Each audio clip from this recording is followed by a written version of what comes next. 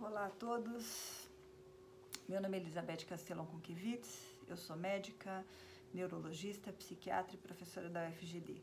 Aqui vai mais um vídeo da série Epilepsia, respondendo várias questões. A questão que eu queria responder é assim, como que vai ficar a minha situação, tá? Eu tive uma crise, tive duas, qual que é a evolução disso? Qual que é o prognóstico? O que se prevê? Eu vou tomar remédio minha vida inteira? Porque eu tive duas crises, quando que a gente pode definir que dá para parar com o tratamento? Então, essa é uma questão que praticamente não dá para responder de uma forma genérica, porque vai depender muito do tipo de crise. Como eu já disse em outro vídeo, você dizer que uma pessoa tem epilepsia é a mesma coisa que você dizer que uma pessoa está tossindo.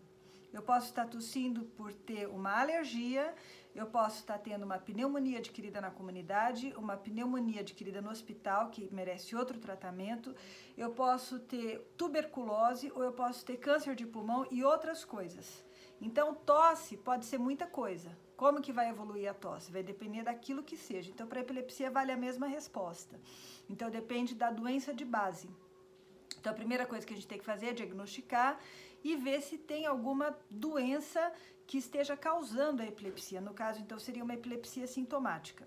Então, pode ser um tumor, o tumor, por sua vez, pode ser maligno ou benigno, pode ser um AVC, isquêmico ou hemorrágico, pode ser uma doença autoimune, inflamatória, mas pode ser também uma doença degenerativa e vai por aí afora. Então, assim, depende muito do prognóstico. Agora, vamos imaginar assim, na maioria das vezes, a epilepsia tem uma causa criptogênica, ou seja, você não sabe por que a pessoa tem epilepsia. Ela tem uma ressonância normal, o eletro pode mostrar algumas alterações, mas não são específicas de uma determinada síndrome, e isso daí vai compor mais ou menos 70% dos casos.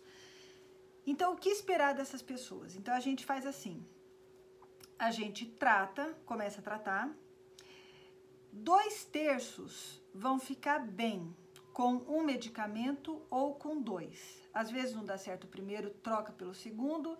Às vezes não dá muito certo o primeiro, a gente acrescenta um segundo. Então, 1 ou 2 medicamentos isoladamente ou em combinação.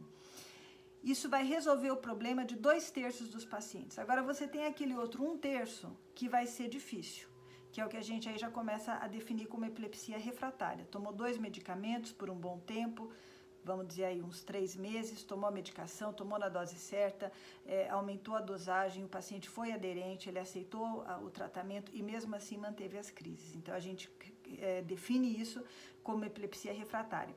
Esses casos também são casos mistos, porque eu posso ter uma epilepsia refratária porque é uma criança que tem uma síndrome rara, um erro inato do metabolismo ou uma alteração genética, uma alteração cromossômica rara que causa a epilepsia refratária, mas a causa mais comum de epilepsia refratária no adulto é a epilepsia mesial temporal, que é causada pela esclerose hipocampal na maioria das vezes. Então, ela é uma degeneração de uma área do cérebro, que é o hipocampo, e acredita-se que essa morte celular no hipocampo seja justamente causada pelas próprias crises, que no início são crises que eu controlo e depois elas se tornam crises incontroláveis. Eu tenho uma aula que eu fiz sobre isso em 2017.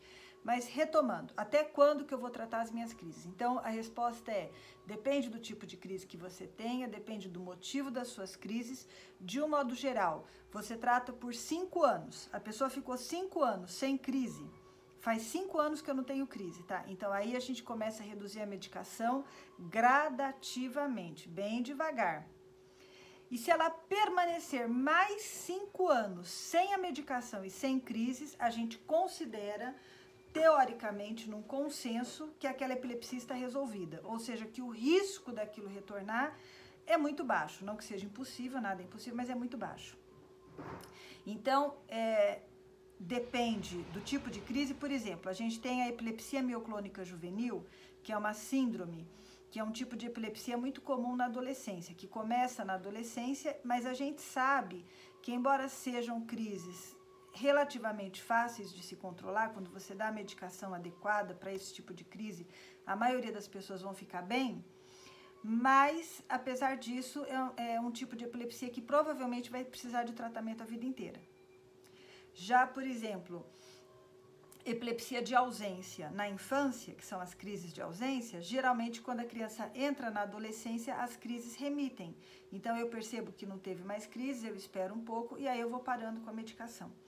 Então, não existe uma resposta genérica, é preciso estar sempre observando o paciente, mas a definição de epilepsia resolvida é isso. Faz 10 anos que não teve crise, 5 anos ainda estava tomando remédio e pelo menos há 5 anos ele está sem medicação anticonvulsivante, está sem crise. Então a gente acha que esse caso está resolvido. Então depois de 5 anos é que a gente começa a reduzir. Isso é uma diretriz assim geral, cada caso vai variar. Então, tem casos que você nunca vai poder tirar a medicação, porque a criança tem um erro inato, tem uma doença metabólica, cromossômica, como eu falei. Tem casos onde, pela própria síndrome, você sabe que não vale a pena tirar o remédio, que a pessoa vai voltar a ter crises. E tem casos que são crises típicas de uma determinada faixa etária, que você já espera que elas se resolvam depois de um certo período. Tá? Então, assim, não dá para dar uma resposta muito satisfatória, uma resposta muito genérica. Cada caso precisa ser avaliado individualmente. Obrigada.